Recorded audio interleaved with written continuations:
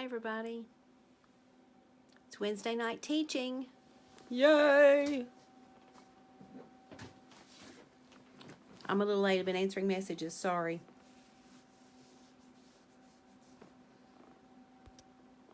It's been a beautiful day. The sun was shining. I got to be out in the sunshine today, so I feel 1,000 times better. Hi, Destiny. When we have dreary days on end, I tend to get a little blue. Hey, Stacy. It's good to see you girls here.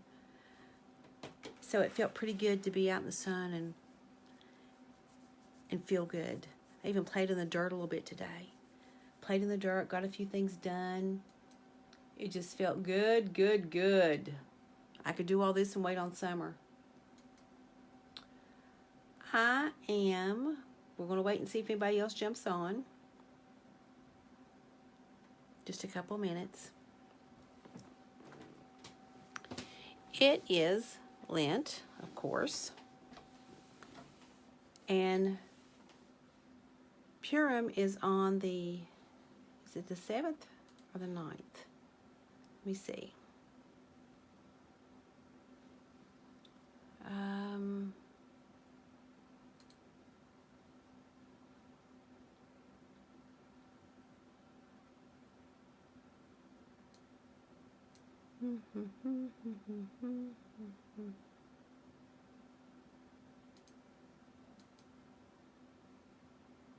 I just studied that out today, and I've already forgotten. Isn't it crazy how your mind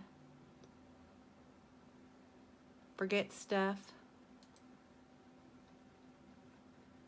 Let me see if this is.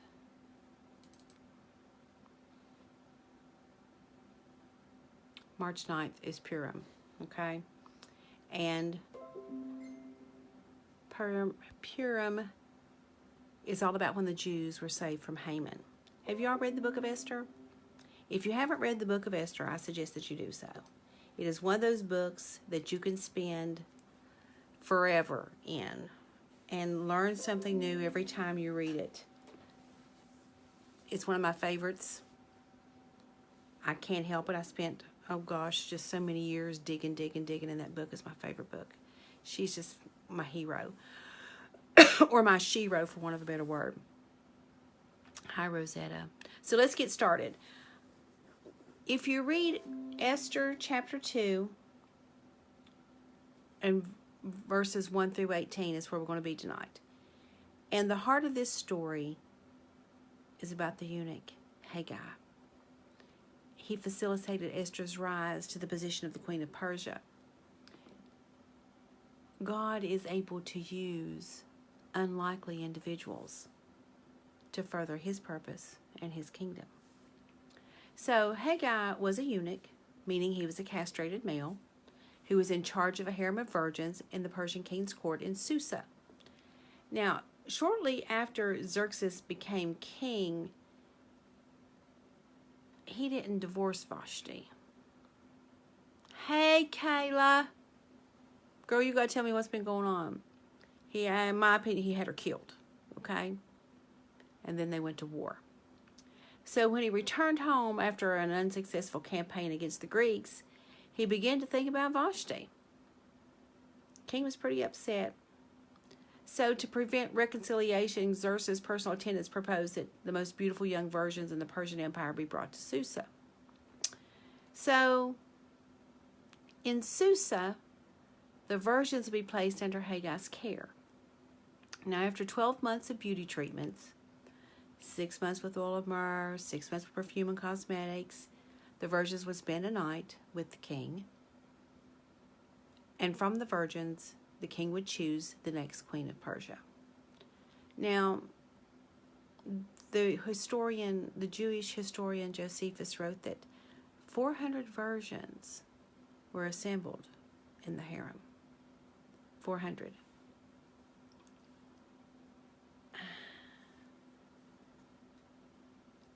This is just something that just goes on for me forever. So I'm going to try to condense and not go off on a bunny trail here.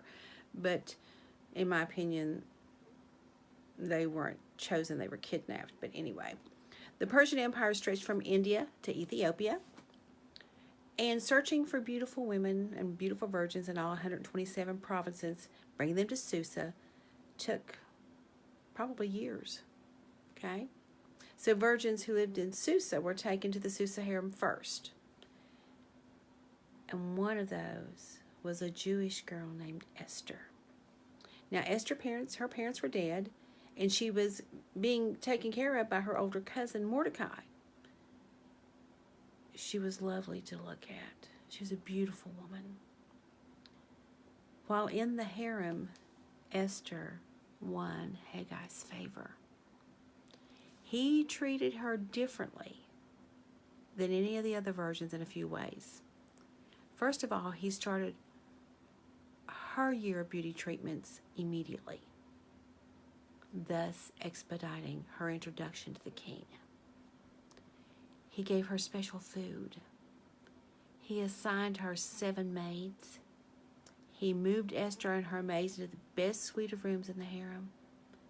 And during her year-long prep, Esther won the favor of everybody who saw her. Now, on the night the virgins would go to the king, she could take anything with her that she desired. And, I'd imagine girls being girls, want to be, be fresh, that kind of thing. I'm sure some of them took their makeup, and some took their perfume, and probably some took their nightgowns or their jewelry, and probably mouthwash, toothpaste, toothbrush. But the Bible doesn't say what Esther took with her one night with the king. We're only told that Esther took what Haggai recommended. Now, I would imagine that Esther kind of knew that Haggai would know what appealed to the king. She trusted Haggai. She trusted him to provide her with the best advice for the best outcome. The outcome was she became the Queen of Persia. Now, pondering kind of relationships, and when we think about some of those things in our minds, King had many, many eunuchs in the royal court. His 7 personal attendants were eunuchs, as was the keeper of the king's harem of the virgins and the harem of the concubines. One could estimate, now think about this, wrap your mind around this. One could estimate that maybe about 500 boys were castrated every year to serve as servants to the royalty and in the rich Persian Empire. 500 boys. So Haggai met the most exquisite virgins in the Persian Empire. He saw something not only physically beautiful in Esther, but something beautiful in her character. There was something about the way she carried herself. And the Bible, it doesn't say why he gave her such unmerited favor. Perhaps he thought that if she became queen, she'd give him special favors. I don't know.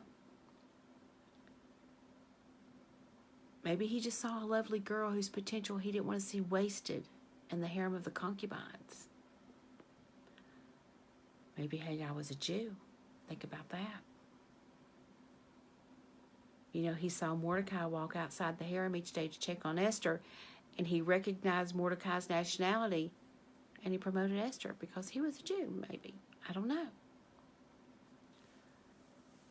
God ordained Haggai's actions on Esther's behalf. So whatever Haggai's nationality or sexuality, God has ultimate control of each life. He can harden or soften a heart towards an individual, as he softened Haggai's heart towards Esther. God ordained Esther to be in the place to save the lives of the Jewish nation when Xerxes planned to have them all killed.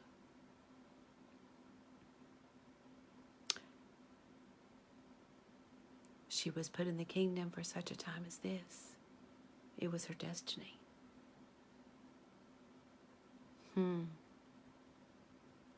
So are you open to being where God wants you to be?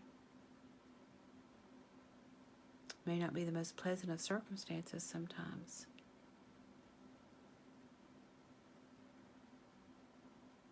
But are we only open to do things that are logical and rational to our limited minds? Hey guys, one of my favorite characters in this story. Would to God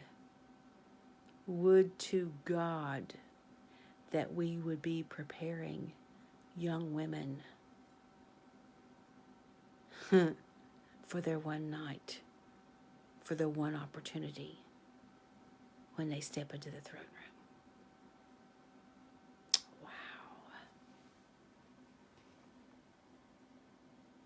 Maybe we need more eunuchs.